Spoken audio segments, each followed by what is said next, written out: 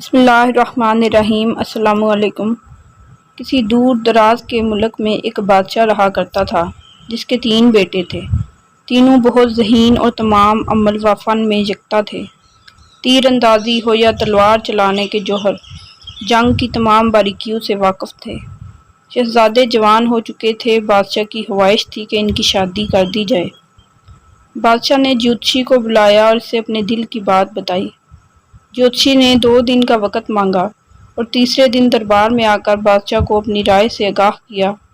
اس نے بتایا کہ تینوں کی کنڈلی دیکھی تو ایک بات نظر آئی کہ ان لوگوں کی شادی کرنا آسان نہیں۔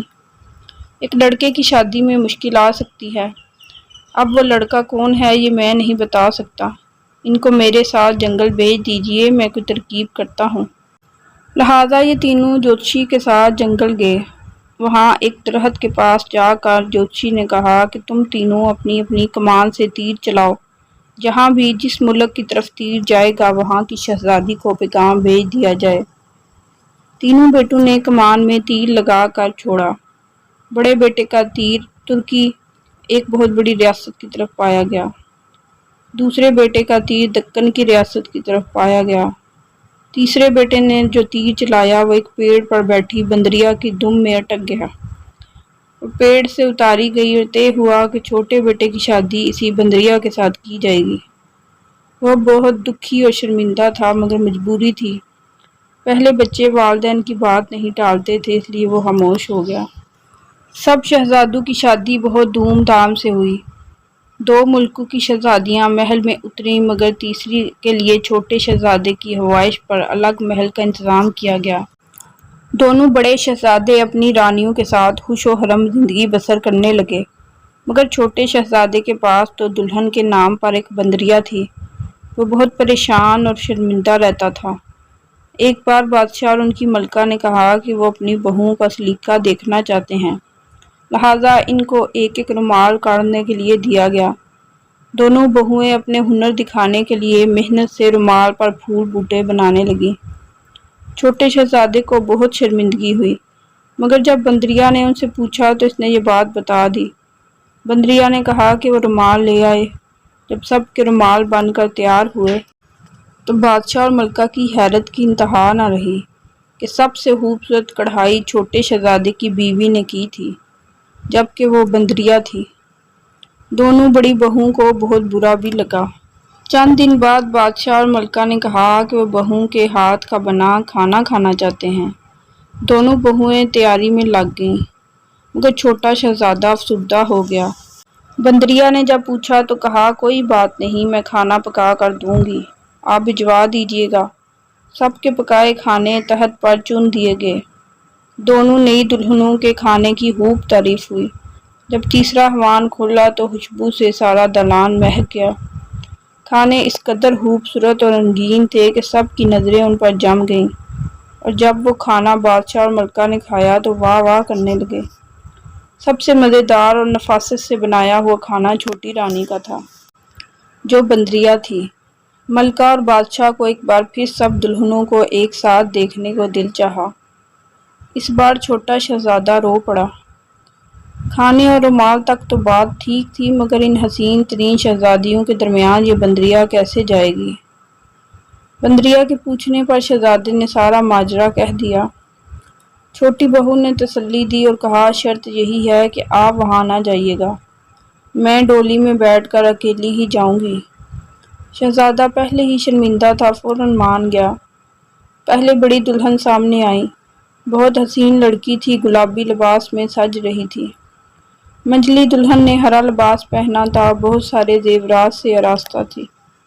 پھر ڈولی سے چھوٹی دلہن کو اتارا گیا۔ اس کے گورے سفید پیروں میں پازیب جگمگائی اور جب اس نے چادر الٹی تو ملکہ اور بادشاہ اس کو دیکھتے ہی رہ گئے۔ گہرے سرخ رنگ میں ایک نگینہ کی صورت، اس نے جھک کر سلام کیا۔ اس کے بالوں میں افشاں چمک رہی تھی۔ گلابی چہرہ، خوبصورت ہونٹ اور چھڑیرا بدن، وہ ایک پھولوں کی ڈالی سی محسوس ہو رہی تھی۔ تینوں بہوئیں ساتھ بیٹھی تھیں اور اس کے چہرے کی روشنی سے سارا محل روشن تھا۔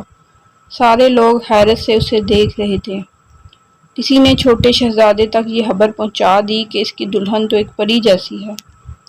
شہزادے نے شرط توڑ دی اور چھپ کر اسے دیکھا۔ گھوڑے پر بیٹھ کر واپس اپنے محل پہنچا۔ اپنی دلہن کے کمرے میں جا کر اس نے دیکھا کہ بندریا کی کھال ایک طرف رکھی ہے۔ اس نے فوراً وہ کھال اٹھائی اور مشعل سے اس کو آگ دی۔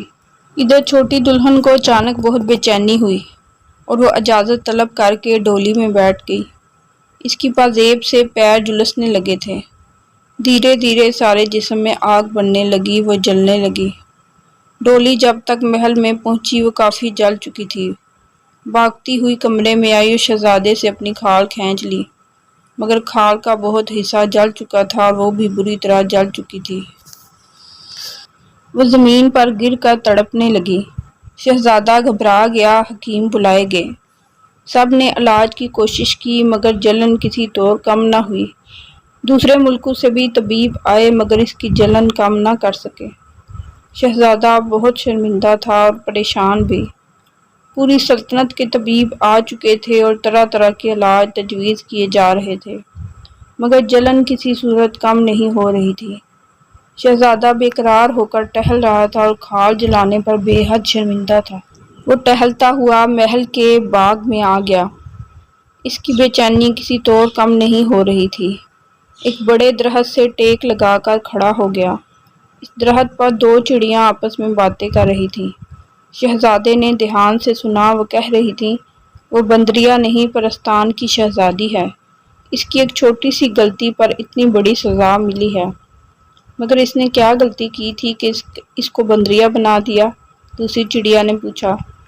پرستان کے لوگ دنیا میں آنا پسند نہیں کرتے۔ یہاں کے لوگ لڑتے جھگڑتے رہتے ہیں، اس لیے پرستان میں کسی کو اس دنیا میں آنے کی اجازت نہیں۔ مگر یہ شہزادی کم عمری اور نا سمجھی میں اس بات کو اہمیت نہ دے سکی اور دنیا میں آ گئی۔ اس لیے اس کو بندریا بنا دیا گیا تاکہ یہ کبھی پرستان واپس نہ جا سکے۔ مگر اب کیا ہوگا؟ اس جلن کا کوئی علاج نہیں ہے کیا؟ علاج تو ہے۔ اسی پیڑ کے پھل کو پیس کر اگر زخموں پر لگایا جائے تو ٹھیک ہو سکتی ہے۔ مگر دنیا والے مہنگی دوائیں تو خرید لیتے ہیں، پیڑ پودوں کی قدر نہیں کرتے جن میں ہر مرض کی دوا ہے۔ شہزادے نے چہرہ اوپر اٹھایا، چڑیوں کا شکریہ ادا کیا، پیڑ کے پھل چن کر محل میں واپس آ گیا اور نوکروں کی فوج ہوتے ہوئے بھی اپنے ہاتھوں سے وہ پیس کر مرہم تیار کیا اور جا کر اپنی دلہن کے زخموں پر لگایا۔ حیرت انگیز طریقے سے زخم ٹھیک ہونے لگے۔ 2 ہی دن میں وہ اچھی ہو گئی مگر بہت خاموش تھی۔ تیسری شام جب شہزادہ اس کی مسحری کے قریب کرسی پر بیٹھا تھا، دروازہ کھلا اور پرستان کے راجا اور رانی اندر آ گئے۔ کمرہ ان کے نور سے دمکنے لگا۔ شہزادی جلدی سے اٹھی اور ان کے قدموں میں بیٹھ کر رونے لگی اور معافی مانگنے لگی۔ راجا نے اس کو اٹھا کر گلے سے لگا لیا اور بولے، بیٹی تم نے بہت تکلیفیں اٹھا لیں، اب تمہاری خطا معاف ہو گئی ہے۔ رانی نے بھی بیٹی کو گلے لگایا اور شہزادے کے سر پر ہاتھ پھیرا۔ پرستان کے راجا نے شہزادے کو دعائیں دیں اور کہا کہ اگر وہ چاہے تو پرستان چلے اور وہیں زندگی گزارے، اسے کوئی تکلیف نہیں ہوگی۔ مگر شہزادے نے سہولت سے انکار کر دیا اور کہا وہ یہیں اسی ملک میں رہ کر اپنے والدین کی خدمت کرنا چاہتا ہے۔